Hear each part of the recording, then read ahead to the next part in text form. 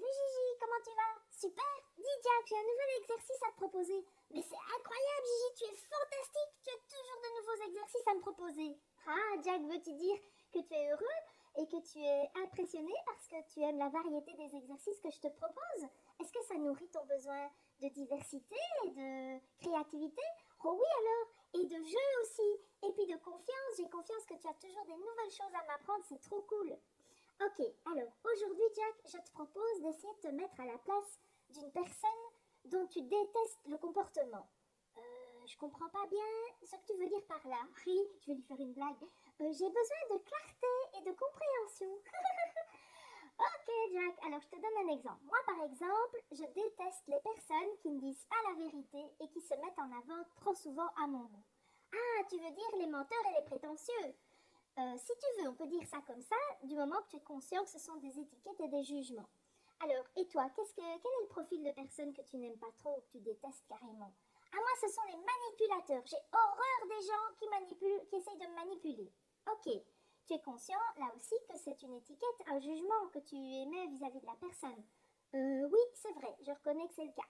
Ok, alors, est-ce que tu pourrais me décrire le comportement qu'adopte cette personne et que toi tu vis comme de la manipulation?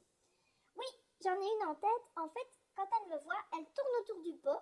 Je sens bien qu'elle a quelque chose à me demander, mais elle ne le demande pas clairement. Elle me demande comment je vais, etc.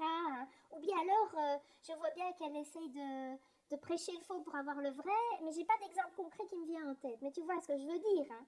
Ok, alors tu vas rester avec l'idée que la personne te demande comment tu vas et que toi tu as le sentiment, tu ressens le fait intuitivement qu'elle a quelque chose à te demander.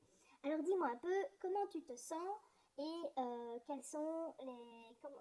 Qu'est-ce qui se passe pour toi? Est-ce que tu veux mettre les oreilles de girafe, Jack? Ça t'aiderait? Oh oui, peut-être, parce que je ne me sens pas très en lien avec ça pour le moment, ça m'agace. Tu m'as mis en lien avec le fait que cette personne-là m'énerve et donc j'aurais bien besoin des oreilles de girafe. Ok, alors Gigi, je me sens agacée parce que j'ai besoin de confiance et de... Ah, mes oreilles! J'ai besoin de confiance et d'honnêteté, de vérité aussi. Puis je suis inquiet. Attends, Jack, je vais t'aider. Hop. Je suis inquiet, j'ai besoin de sécurité. Et puis, je la vois arriver, je suis sur la défensive. Je me sens déjà... Ah! Elles sont tombées! Tu sais, c'est super désagréable. Là. Je sens bien qu'elles se moquent de moi. Jack, remets vite tes oreilles. Regarde, tu es reparti dans les jugements. Ah oui, c'est vrai. Attends, je vais t'aider, Jack. Attends.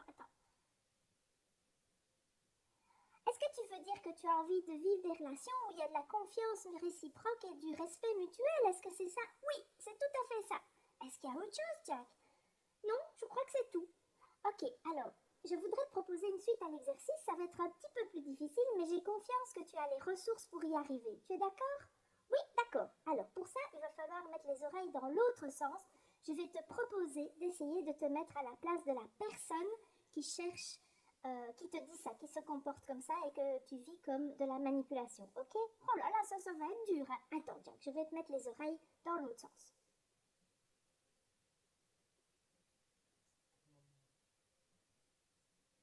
Voilà, elles tiennent bien? Oui, je crois que ça va. Alors vas-y, essaye de te mettre à la place de la personne.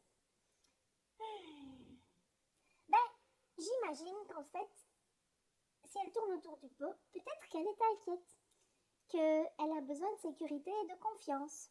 Parce qu'en fait, sans doute qu'à ce moment-là, c'est vraiment important pour elle de bénéficier de mon soutien, que je sois dans la collaboration, la coopération, et que c'est vraiment précieux pour elle que je puisse l'accueillir avec ouverture et bienveillance.